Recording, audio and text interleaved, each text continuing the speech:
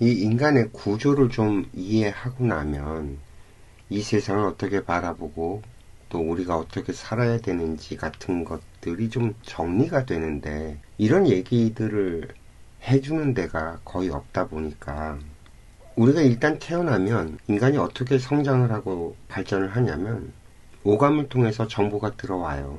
그럼 이 정보들이 쌓이죠. 이 정보들이 쌓이면 이게 지식이 된단 말이죠. 우리가 말을 배우는 것도 똑같은 원리로 그렇게 배워져요. 그렇다면 이 정보들은 어떻게 만들어지느냐? 환경을 통해서, 이걸 다른 말로 표현하면 인연을 통해서 전달이 된다는 거죠. 그리고 이런 인연, 이 환경은 무수히 많은 인과들을 통해서 그 조건들이 성숙이 되면 저절로 드러나게 되어 있는 거예요. 결과적으로. 예를 들어서 부모가 나를 낳아준단 말이에요. 부모가 나를 낳아주려면 일단 부모끼리 만나야 되잖아요. 남녀가 서로 만나야 된다고. 요즘에는 서로 눈이 맞아서 결혼을 하고 사는 걸로 인식이 되어 있지만, 정말 이 수천 년 인류의 역사는요, 그렇게 눈 맞아서 결혼하고 사는 게 아니라 부모가 아니면 주인이 짝을 지어줬다고. 그 시절의 조건과 환경이 그렇게 해야지만 안전했기 때문에 당연히 그렇게 다 따라갔고, 이해가 돼요, 무슨 얘기인지? 초기 인류의 모습이 어땠는지 우리가 상상하기 매우 힘들어요. 우리는 불과 100여 년 전에도 어떤 모습으로 어떻게 살았는지 사실 제대로 잘 모른다고. 다만 무리 생활을 하고 집단 생활을 해서 농사를 짓고 인간이 살아가면서 문자 같은 것들이 만들어지고, 그 이후의 것들을 우리가 기록이 되어 있는 것들을 살펴보면서 과거에 어땠었는지를 상상을 해보는 건데, 이 과거에 기록되어 있는 역사들을 다 살펴보면 서로 눈 맞아서 결혼해서 사는 건 19세기나 돼서 산업혁명 이후에나 그런 일들이 생겨나기 시작했지, 그 이전까지는 대부분 다 부모가 결혼 상대를 정해주거나 아니면 주인이, 노예들이니까 90%가 노예로 살았으니까 주인들이 짝짓기를 할 수 있게끔 서로 상대를 정해주는 경우가 더 많았다는 거예요. 그 얘기는 일단 여기서 멈추고, 그러면 인간은 어떤 식으로 운영이 되어 왔느냐? 진화 발전을 해왔다고. 쉼없이 수만 년 인류의 역사는 한 번도 멈춘 적이 없이 계속해서 진화 발전을 해왔어요. 이 진화 발전이라는 게 단순히 육체적인 게 아니라 인간의 지식이 진화 발전을 해왔다니까. 이 말은 다르게 표현을 하면 인간의 생각이 진화 발전을 해왔다라는 거예요. 지금 우리가 알고 있는 이 생각들, 우리가 너무 당연하게 생각하는 이것들은 지금 현대 시대, 현재에 어울리는 것들이지 이전에도 그런 생각들이 있었던 게 아니라는 거예요. 예를 들어 설명을 해볼게요. 이 행복이라는 단어를 갖고 한번 봅시다. 행복이란 단어가 예전부터 있었던 단어냐? 그러지 않아요. 이 행복이란 단어는 우리나라만 놓고 보자면 일제시대 이전에는 행복이란 단어 자체가 우리나라에는 없었어요. 행과 복이라는 글자가 있긴 했는데 행이란 글자, 복이란 글자를 따로 떨어뜨려 놓고 썼다고. 행은 행운이란 뜻이 강하고, 복은 불교에서 나온 용어로 내가 짓고 내가 받는 그것을 복이라고 불렀단 말이죠. 그럼 서양의 해피니스도 사실 처음에 이 단어가 만들어지던 초기에는 해피라고 하는 이 앞대가리가 우연히 일어나는 일이라고 해서 럭키, 행운에 가까운 의미였다고. 그리고 이게 중세시대 때는 고통이 없는 상태, 고통의 부재를 갖다 행복이라고 불렀었고요. 이게 이 행복이란 단어가 지금 우리가 쓰는 이런 형태로 의미가 확장되기 시작한 건 산업혁명 이후에요. 그리고 특히나 이제 러시아의 모리스 메테르링크라는 사람이 파랑새라는 작품을 만들어서 1908년에 연극인가 뮤지컬인가로 공연을 하죠. 그게 대박을 터뜨리면서 전 세계에 이 행복이란 단어가 지금 우리가 생각하는 그런 의미로 이해가 되고 유행을 하기 시작하면서 행복을 찾기 시작한 거지, 그전에는 행복이란 단어를 그렇게 찾고 그렇게 사용하고 하지 않았단 말이에요. 불과 100년밖에 안 돼서 우리가 행복이라는 것에 대해서 깊이 생각하기 시작한 게. 우리나라도 일본 애들이 서양 문물을 받아들이면서 이 해피니스라는 단어를 번역하면서 행복이라는 걸 조합해서 만들어내고, 그러니까 우리나라도 지금 불과 100년 행복이라는 것에 대해서 생각하고 산 게, 근데 이 행복이 무엇인지 정확하게 정의가 내려졌냐? 지금까지도 그 행복이라는 단어가 어떤 의미인지 정해져 있지 않은 거예요. 서양도 마찬가지고 우리나라도 마찬가지고 80억 명이 있으면 그 80억 명의 행복이 다 달라. 그래서 하버드에서 지금 거의 90년 가까이 행복이라는 것에 대해서 연구를 하고 있단 말이에요. 근데 그게 어떤 건지 정확하게 정해졌냐? 아직 정해지지 않았다니까. 아직 행복이 뭔지, 무엇을 행복이라고 해야 될지 우리는 아직까지 몰라요. 그 하버드 연구에 따르면 우리가 보통 저 사람은 행복하다라고 이렇게 느껴질 만한 그런 사람들은 공통분모가 있다는 거예요. 어떤 공통분모? 인간관계, 관계가 굉장히 편안하고 좋은 사람, 관계 형성이 잘 된 사람들은 자기 만족을 느끼면서 살아가더라 라는 연구 결과는 있어요. 근데 그게 행복이냐? 알 수 없다. 아직까지는. 왜? 우리는 그것을 행복이라고 모든 인류가 다 동의해서 그렇게 결정을 내린 적이 없기 때문에. 이해가 돼요? 무슨 얘기인지? 그래서 인간은 아직 행복이 뭔지 몰라요. 그러면 또 다른 거 갖고 예를 들어서 설명을 해보자고. 친구, 그리고 우정, 프렌드십 같은 거. 이 우정이라는 개념이 되게 오래됐어요. 근데 이게 아리스토텔레스적인 정의가 있다고. 아리스토텔레스는 뭐라고 정의를 내렸냐면 두 몸에 깃든 하나의 영혼, 뭐 이런 식으로 정의를 내려서 서로가 이렇게 덕을 공유하는 관계를 우정이라고 표현을 했다고. 근데 우리가 일상적으로 사용하는 정의를 보면 상호성이란 말이야.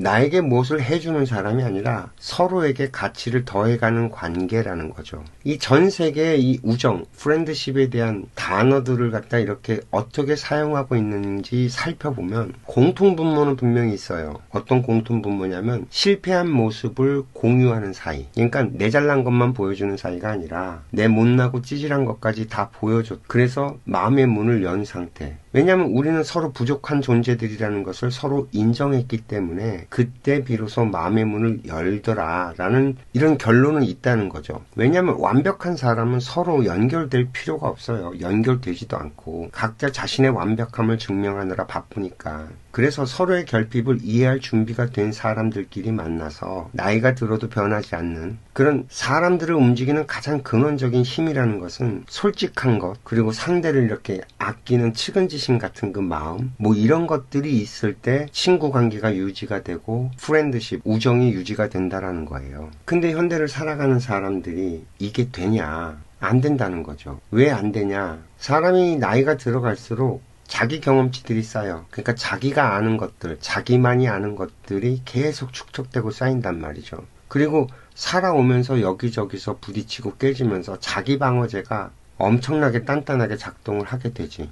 그래서 자기가 아는 것들과 자기 방어가 합쳐져서 논리라는 껍데기를 쌓으면서 단단해진단 말이에요. 근데 인간의 대화에서 가장 큰 에너지 낭비와 오류는 이거란 말이에요. 가식, 척하는 거, 아는 척, 잘난 척, 있는 척, 괜찮은 척. 인간관계에서 제일 사람의 마음의 문을 쉽게 여는 건 솔직함이거든. 그래서 이 언어와 문화를 넘어서 전 세계에서 이 우정이라는 것을 설명할 때 공통적으로 나타나는 세 가지 핵심이 있는데, 하나는 공유, 그러니까 공통점, 서로가 같이 공유하고 있는 어떤 것들이 있을 때, 그러니까 같은 경험을 나누고 세상을 바라보는 관점이 서로 비슷하게 공유되어 있을 때, 그리고 두 번째는 안전함을 느끼는 거예요. 내 밑바닥을 다 보여줘도 상대에게 내가 평가받지 않는 그 심리적인 안전 상태, 그러니까 내가 피난처나 쉴 곳이 될 수 있는 그런 안전함이 보장될 때 우정이 만들어질 수 있다는 거고, 마지막으로 세 번째가 시간이에요. 히스토리. 그러니까 단순히 시간을 같이 지나가는 것이 아니라 어떤 스토리들, 시간의 축적과 세월과 시련을 함께 넘어온 역사들이 존재할 때 이것을 우정이라고 표현할 수 있어진다라는 거죠. 재미난 건 이 우정이라는 단어는 명사로 쓰이는 것보단 동사로 많이 쓰여요. 특히 이제 영어권에서는 friendship is 뭐 이런 식으로 시작하는 게 아니라 to be a friend is, 그러니까 친구로 존재하는 이 상태는 이라는 표현들이 훨씬 더 많다는 거죠.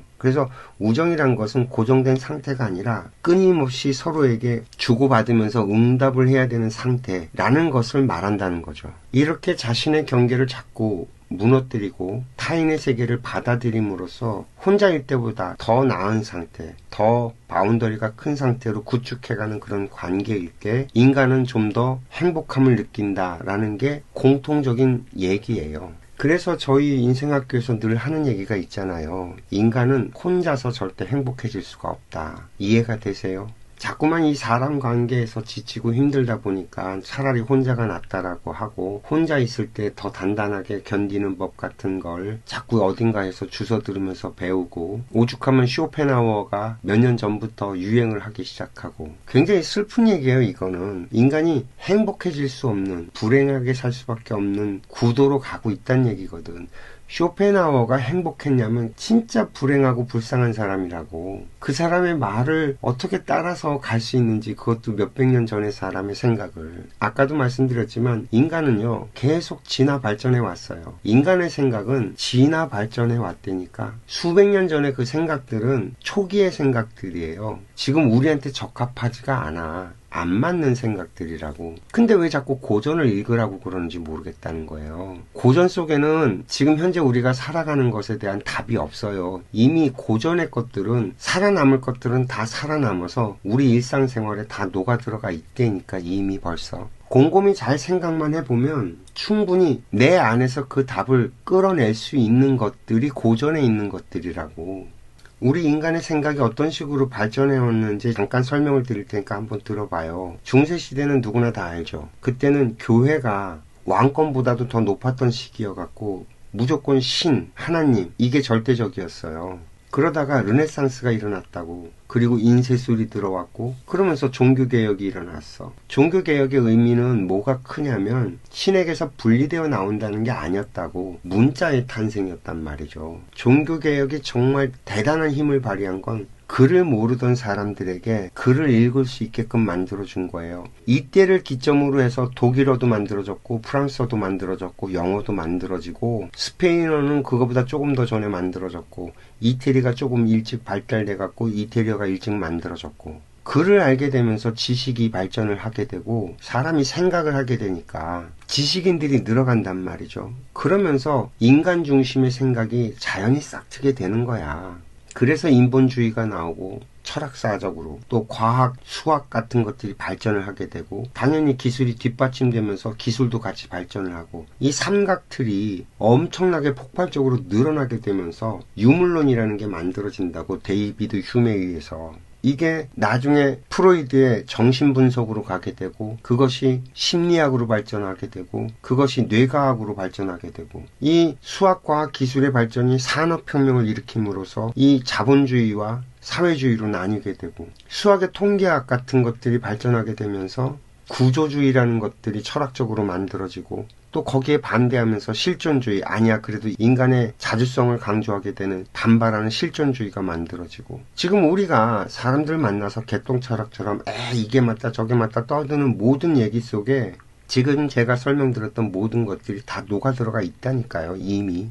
그리고 이 시기에는 행복이라는 것이 없었어. 행복을 찾지도 않았다고. 인간이 거기까지 성숙되지가 않아서 조건과 환경이 그렇게 만들어져 있지 않아서 인간이 행복을 추구하고 찾게 된 건 19세기를 지나서 20세기에 도달하면서부터라니까요.